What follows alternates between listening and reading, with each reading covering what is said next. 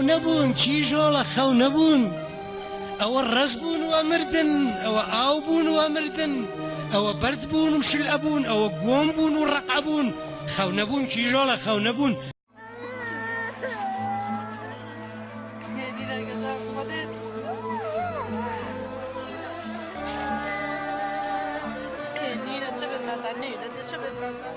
داوام أوا الهرمة كردستاني الحكومة بغداد چند جهة كبيوندي دار جهة مسؤوليته بقيتو جينا ما برابن وبزوترين وقت بقيتو جينا اش دستيفان ظالمة خلاص كن براستي تشتكي دي جدا ما هي أزقلك سباسيا خلق كردستان كم كوي الفير روجاراج بري 3 سالايا البرباري مرابو طوفانش مرهانين داعش كاتشو جنين ما همو برن منالين ما شرجي كرن زبچوكين ما برن ام يخسير كرن ام همو بچولادا چون ام اشتينا ونزل مرن الچولي ام همو بونا بردان بچولادا وكا يخسيرا ما باز دام كنا چايادا نان بو نقرار بو نزاد بو نزواد بو إيرول شنقالي شنالي سيفا شيخ دير قرينه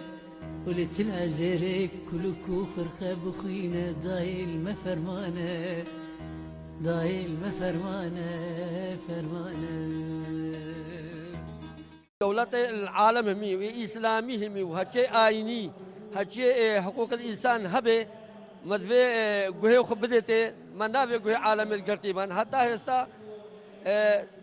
تشتك بو من هذا كان بو إزديا طبعا الشنغال هانك تشيلو بينج غور